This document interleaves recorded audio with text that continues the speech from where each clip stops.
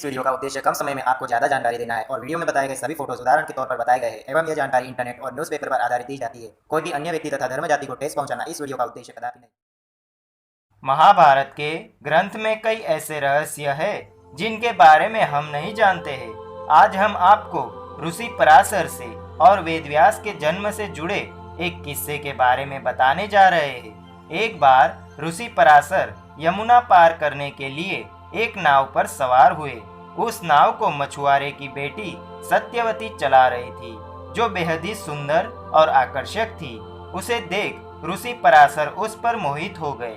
दोस्तों, आगे की कहानी सुनने से पहले अगर आपने अभी तक हमारी चैनल को सब्सक्राइब नहीं किया हो तो सब्सक्राइब जरूर कर लीजिए ताकि सभी छोटी बड़ी अपडेट तुरंत मिलती रहे।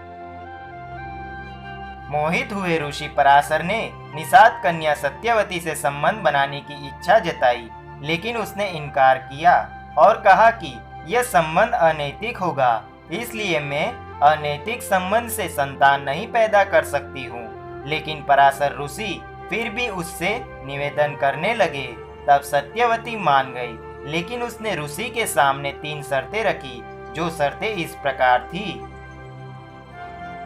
पहली शर्त यह थी कि उन्हें ऐसा करते हुए कोई नहीं देखे और इसीलिए ऋषि ने एक कृत्रिम आवरण बना लिया। दूसरी शर्त यह थी कि उसकी कौमार्यता किसी भी हालत में भंग नहीं होनी चाहिए।